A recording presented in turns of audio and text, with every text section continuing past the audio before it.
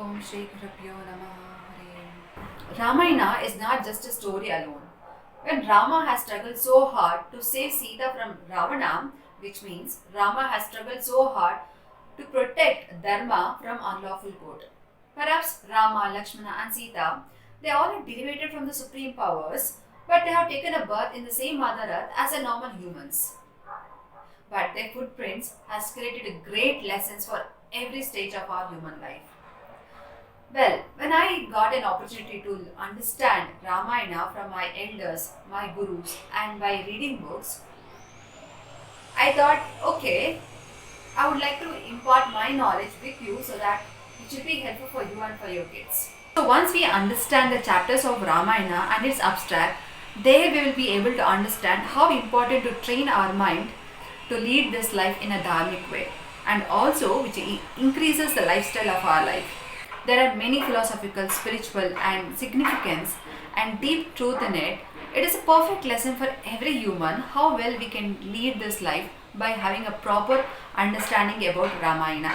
Well, before we start understanding Ramayana of its abstract and its essence, let me give a short glimpse of Ramayana and its characteristics, what represents what. Well, here Rama represents soul and Sita represents mind, and our breath and life force, which is called Prana Shakti, it represents Hanuman, and our awareness is Lakshmana, and our ego is Ravana. When the mind was stolen by Ravana, which is called ego, then the soul got restless. So now the soul cannot reach the mind on its own, right? So it has taken the help of breath, the prana.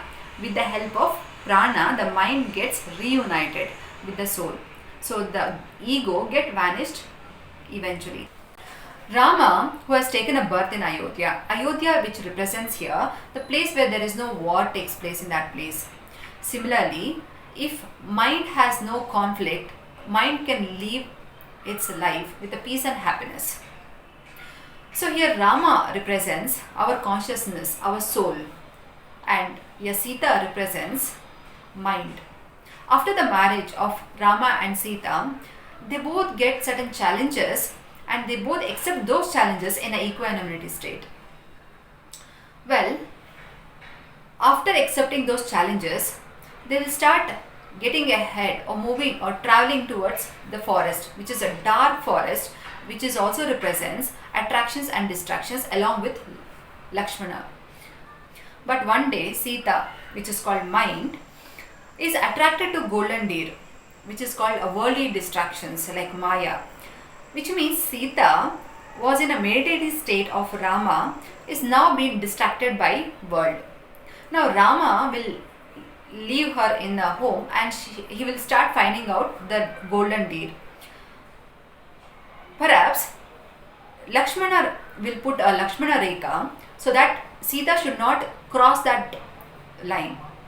See, here what we have to understand here is that Lakshmana Rekha, which is nothing but the awareness which is there within us.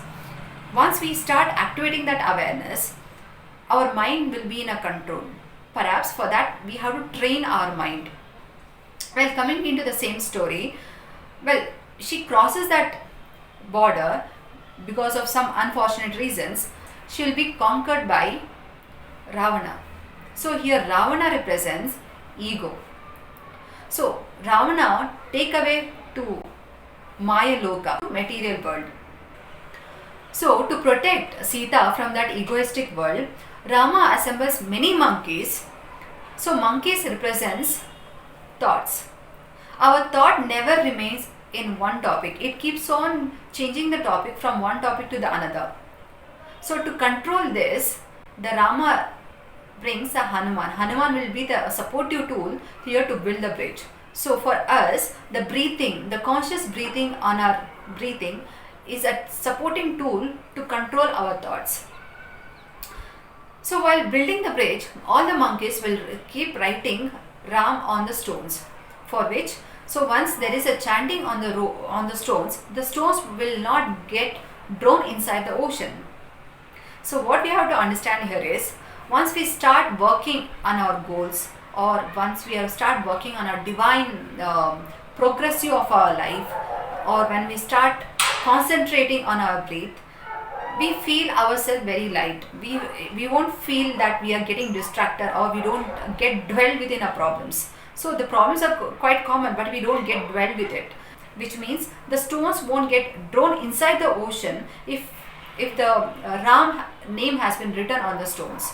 Similarly, when we have that consciously, when we are working on a progressive of our life, we don't get drawn inside the problems or any distractions which comes through in our life. Finally, after Rama get conquered this egoistic world and killed Ravana, and finally he brings Sita back to his place. So what we have to understand here is, once we start killing these negatives or any negatives which is there within the mind, until unless we kill that, it's very difficult to get ourselves into our consciousness. Therefore, the whole story of Ramayana actually revolves around reunion of our mind to our pure inner self-consciousness. Well, Ramanavami is a celebration of the birth of Rama, an avatar of Vishnu, and a popular king who ruled Ayodhya. The seventh avatar of Vishnu, which represents value, love, responsibility, peace, friendship, truth, and honesty. In spite of all the challenges he faced, being born as a man, Rama was a model of human being. So there is many spiritual and scientific reasons that we offer Panakam, which reduces body heat and balance the pitta as per Ayurveda to the body. When pitta is imbalanced, it causes irritation, anger, and also it increases anxiety within the people. And neer majge, that is called buttermilk, and cucumber salad, which is called kosamri, which is made up with certain pulses and carrots, which cools the body and helps for the digestion and provide protein and fiber for the people who fast all day during this Ramanavami. Since Rama was a personification of calmness, so this particular food, by offering this kind of food or intaking this particular food, which intends on establishing the calmness and helps people in developing Rama's qualities within one's life,